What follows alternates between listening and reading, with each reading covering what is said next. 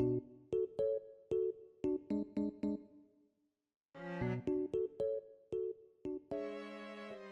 guys, so this is a Tell Me When profile guide. I'm going to show you how to make your own Tell Me When profiles by using some of the basic features of the Tell Me When add-on. We're just going to go over a few things just so you see what the add-on looks like and also how to just basically get more familiar with how the group settings work. So when you open the Tell Me When for the first time by typing /TMW, this is what you'll see. A single group of 4, no icons have been set up. You can right click these to open up the menu, but you'll see that nothing here is set up. Everything's disabled. And that's because we haven't done anything. We're going to go ahead and start off in the group settings by clicking the tab, and you'll see that there's a lot of information here. You can change the number of columns by adjusting this slider, you can change the number of rows by adjusting this slider, and you can also change the scale. You can drag that up and down. And you can also change the X position relative to your screen or whatever it's anchored to, and we'll get to anchors in a minute, and also the Y position. You can also name your groups individually so it's easier for you to track what each one does. So we're going to call this one sample. Now, if you were to go over and mouse over any of these, the tooltip will say Tell Me When group sample and also the icon number. Another thing you can do is you can click this drop down menu and you'll see all the groups you've created. Right now we only have one, we called it sample. We can click here to create another group of 4. 4 is always the base that you'll create, so any groups you create will start off there if you created it through this way. It's not named anything, so we're going to go ahead and call this one sample 2. Now these two groups, even though they're right on top of each other, are not related in any way. We can increase the number of columns, decrease them, do whatever we want, we can move it around, we can do anything, and it has nothing to do with the other group. You can set them up individually. This is handy for when you want to do different things with each group.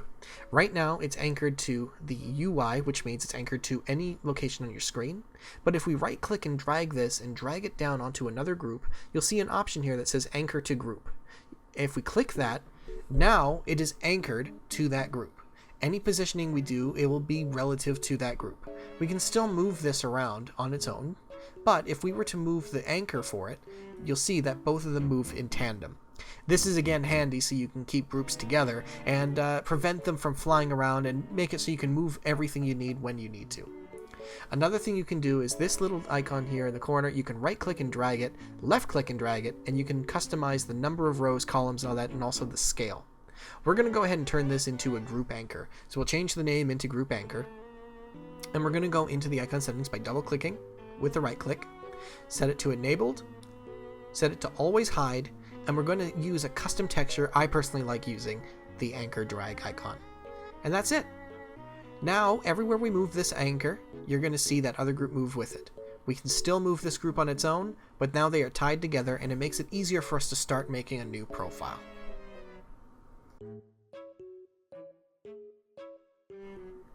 So now that we have everything set up in the most basic form, we can go ahead and start actually making a profile for ourselves.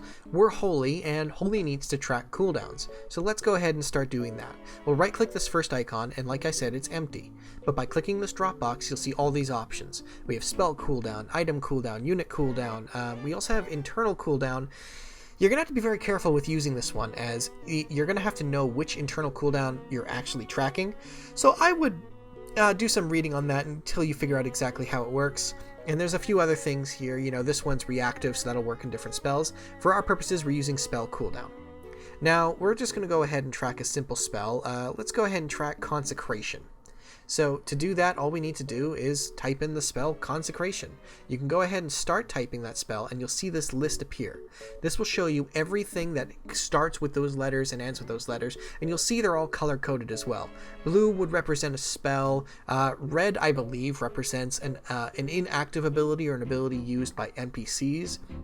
The purple would represent a buff or debuff, which would be presented on you or anything, because you have to remember, we're tracking everything in the game. Everything has a spell ID. There's many different kinds of Consecrate. So the safest thing to do is just type the word Consecrate. And when we press enter, we'll go ahead and track that spell. There we go. Right now, we're tracking the spell Consecrate. When it's active and available for use, it'll be at 100% opacity. And when it's not available, it'll be hidden. Generally, I like keeping it at 50% because you know when it's not active. And if we go ahead and close this up by typing /TMW, you'll see the icon loose on its own right in the center of your screen, but by using the Consecrate spell, it'll be faded out. Now we know it's on cooldown, we just used the spell, but this doesn't really give us a good indication of when it'll be coming off cooldown. So there's a few ways that we can make it easier for ourselves. The first way is by clicking Show Timer and also Show Timer Text. On the beta, timer text doesn't work, but the timer does. And what it does is it creates a radial timer that goes around clockwise, and you'll see the remaining time on the cooldown. This will work for anything, whether it's a spell cooldown, a buff, an item cooldown, anything that has any sort of timer attached to it, it will show the same sort of system. Now, we could go ahead and add a custom texture if you wanted. Let's say you didn't like the Consecrate icon. You can go ahead and put a Party Mask icon. And there you go. Now, the logic behind this is still the same. It's still tracking Consecrate. The only difference is now we have a different icon to represent what it is. So by using the spell, you'll see it reacts in the same way. It's tracking the cooldown of Consecrate, and it'll continue to do so. If you don't want that to happen, you can just leave this area blank for custom texture, and it'll automatically use the spell's icon as it would be, and if any talents would change it, it would change as well.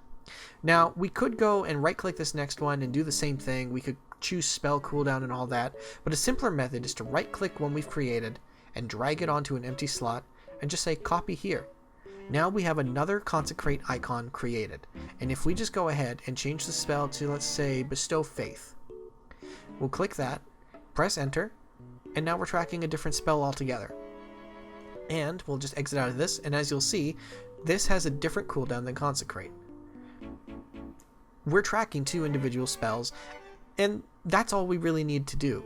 You'll know exactly when they come off cooldown, you'll know exactly how long you have until they come off cooldown, and like I said, the timers don't work on the beta, but they do work on live, so you will see a number in the center of the screen there. Now, there's another thing we could do here. Bestow Faith gives us a buff, and that buff has a timer on it itself. So what we could do is track a buff itself, or you can also do a debuff and buff check, but let's just stick to buff and debuff. This is the best way to do it. What you'll have here is we're tracking anything on the player. It's a buff, and we want it to only track castable by us. And we're going to go ahead and put Bestow Faith as the target. Press enter, and there we go. That's it. Now it's set up, and we'll put this to 50% as well, but now it's set up so that when the buff is active, it'll be 100%. When it's not active, it'll be 50%. And we can give it timers as well. And when we exit out of Tell Me When, I'll go ahead and use Bestow Faith, and you'll see that these two will flip their opacities. One right now is 50%, the other is 100%. We'll go ahead and click this buff, and as you'll see, bam, they switch. That's it. This is a completely different thing altogether. Both are tracking the name Bestow Faith, but they're tracking a buff versus a cooldown. And just like everything else, anything we want to track, any buff, any debuff, anything across the board, this will track appropriately. We can just go ahead and right click and drag this here, and I'll show you. We can change this from Bestow Faith, we can make this Avenging Wrath. And when we use the Avenging Wrath cooldown, we'll just click that there, press enter, get out of Tell Me When, and there we go. We use that. We're tracking Avenging Wrath. And if we use Bestow Faith, you'll see that icon appear as well. That's the basics of how these cooldowns and buffs work.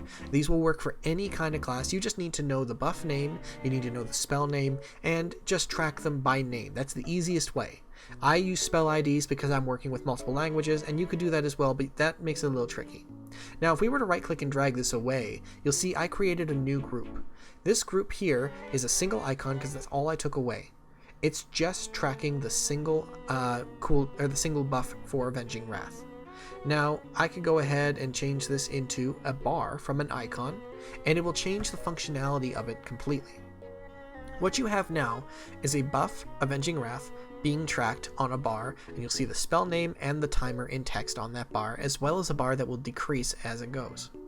But since Avenging Wrath is on cooldown, I can't really show a good example of how this works. So instead, we'll right click and drag Bestow Faith, and we're going to use a different feature. This move, copy, but we're going to use swap.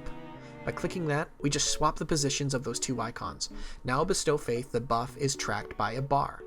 If we exit out, and I put Bestow Faith on myself, you'll see the bar starts off as a fully complete bar and drags down with a timer and the name, and it functions the same way, although it tells you different information. So this is a good way to track different things if you want to, and again, you can track buffs and debuffs this way. If we want, we can make it so it's 2 rows or multiple rows and columns, Personally, I like having separate things. So let's go ahead and click and drag, separate into a new group, and as you see, we kept it as a bar this time, but now we have an empty bar on the screen from where it used to be. Now what we can do is we can either go ahead and copy that over, or we can move this Avenging Wrath over here, and again it translates, and now it's also a bar debuff, or sorry, a bar buff. So just some simple stuff. We can go ahead and put Bestow Faith, and if we use Avenging Wrath, just like before, you'll see the cooldown, you'll see the timer, and all that other information. You'll also notice that the bar Bestow Faith is 50% faded out. That's because the buff is inactive. You can go ahead and change that to 0% if you don't want to see it when it's inactive. That's up to you. We're going to go ahead and just move this away for a second, and I'll show you that you can also track spell cooldowns. You can set them up normally by selecting them the same way you built an icon, or you can just move an icon you previously made onto a group, and it'll function the same way. So now we're tracking both the Bestow Faith buff, and the Bestow Faith cooldown, which is set to show 50% opacity when it's not available. With bars, generally for cooldowns, it's best to just keep it at 100% opacity for both. That way it's clear which is which. Now there's one other feature which is available only to bars, and that is primary resource or any resource tracking. You can do it by selecting resource tracking in the first drop box, and in the second drop box you can choose what you're tracking. By default it's at primary resource, but you can also track health, mana, rage, and everything else under the sun. You'll also notice that when you select this, the custom texture automatically is set to none. What this will do is it'll make it so the icon will be gone on the bar itself. You can also hide icons on other things like regular icons, other bars, and everything else under the sun. But keep in mind that the way that a bar tracks its X spacing is from tracking the left side of the icon to the right side of the bar. What this means is that because the icon is hidden, when you set it to 0 in the center of the X, it'll actually be off. You actually need to set it to -10 for the bar itself to be actually centered on the screen. This is very important when you're trying to set these profiles up, because the size of the bar, where the icon's displayed, and all that will offset the way it looks, and you want to make it so it's at least -10 points so that it is centered properly. If we were to go to the Bestow Faith icon and set this one to 0, you'll see what I mean. Like, there's a clear distinction between the center with an icon and the center without. But that will finish up for this video. In the next video, I'll go over how to make a rotation and conditions, notifications, and all that other fun stuff. So stay tuned for that one, and I hope you found this one useful. I will catch you guys next time.